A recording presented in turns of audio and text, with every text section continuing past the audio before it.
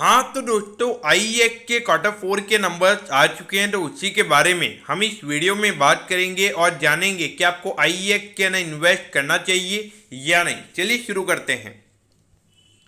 तो देखिए यहाँ पे कंपनी ने ₹1 का डिविडेंड डिक्लेयर किया है, तो अगर आपके पास 100 शेयर है तो आपको यहाँ पे ₹100 का डिविडेंड मिलेगा। तो देखिए डिविडेंड कम नहीं है, क्योंकि पिछले क्वार्टर में भी जहाँ तक मुझे याद है अराउंड ₹1.5 का कंपनी ने डिविडेंड डिक्लेयर किया था, तो अराउंड ₹2.5 का पूरे साल का डिविडेंड हो जाता है। तो उसके हिसाब से अगर आप देखोगे ऑलमोस्ट अगर आप देखोगे तो 1% का डिविडेंड यील्ड यहाँ पे IEX का हो जाता है। अब अगर हम रेवेन्यू की बात करेंगे तो पिछले क्वार्टर के कंपैरिजन में 4% से रेवेन्यू का नंबर कंपनी का गिरा है और ये नंबर आया है 112 करोड़ पे। लेकिन जो प्रॉफिटेबिलिटी वाला नंबर है वो 10% से बढ़ा है और ये नंबर आया है 88 करोड़ पे।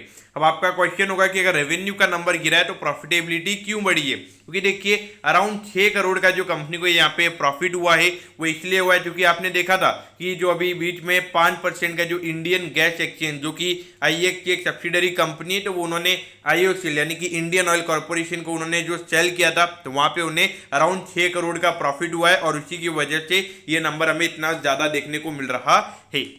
लेकिन फिर भी अगर हम देखेंगे अगर उस 6 करोड़ के प्रॉफिट को भी अगर हम इग्नोर करेंगे तो यहाँ पे 82 करोड़ का प्रॉफिट होता है, जो कि पिछले क्वार्टर के कंपैरिजन में यहाँ पे 2 करोड़ की ग्रोथ के नंबर हमें यहाँ पे दिखाता है। अब 2% अगर हम देखेंगे तो इन अ वे कोई ज़्यादा बड़ी बात नहीं है, लेकिन देखिए अगर रेवेन्यू के नंबर गिर रहे हैं फिर भी 2 करोड़ से नेट प्रॉफिट का नंबर अगर बढ़ रहा है तो वो मेरे ख्याल से हमें यहाँ पे पॉजिटिव वे में लेना चाहिए। अब अगर हम यहाँ पे ईयर ऑन ईयर बेसिस पर रेवेन्यू के नंबर्स की अगर हम बात करेंगे तो वो नंबर यहाँ पे 20% से बढ़ा है और ये नंबर आया है 112 करोड़ पे। और जो प्रॉफिटेबिलिटी वाला नंबर है वो 46% से यहाँ पे बढ़ा है और ये नंबर आया है 88 करोड़ पे।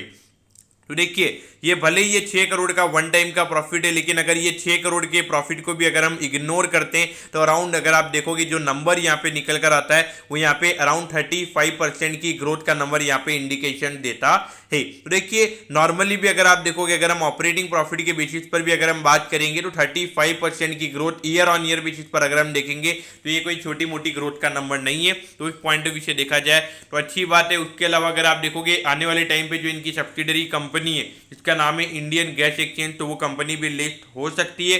तो उस पॉइंट ऑफ व्यू से इनके लिए एक वैल्यू अनलॉकिंग का ऑप्शन भी यहाँ पे अवेलेबल है।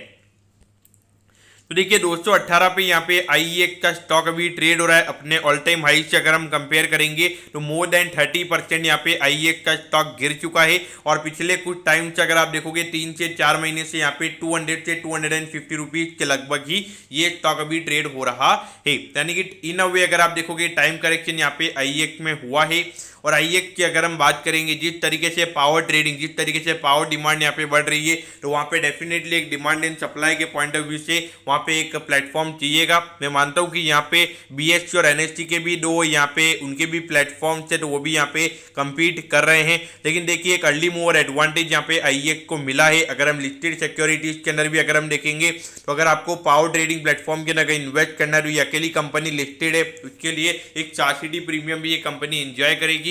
देखिए जो सबसे ज़्यादा इनोवेटिव प्रोडक्ट लेके आएगा, जो सबसे ज़्यादा एग्रेसिवनेस दिखाएगा तो वो वहाँ पे मार्केट लीडर रहेगा। तो उसमें डेफिनेटली मेरे ख्याल से IEX के यहाँ पे प्लेटफॉर्म्स वगैरह अच्छे हैं और बहुत सारे अगर आप देखोगे तो बहुत सारी बड़ी बड़ी कंपनीज जिनके प्लेटफॉर्म को यूज़ कर रही है एक बेटर प्राइसिंग के लिए। तो उस पॉइंट ऑफ व्यू से देखा जाए तो ये जो कंपनी है ये आपके रडार पे होनी चाहिए। अगर आपने long term point of view से इन्वेस्ट किया हुआ है तो बने रहिए। अगर इन्वेस्ट करना चाहते हैं डेफिनेटली मेरे ख्याल से जब मोर देन 30% स्टॉक गिर चुका है तो वो मेरे ख्याल से डेफिनेटली वहाँ पे इन्वेस्ट करना सही मौका रहेगा।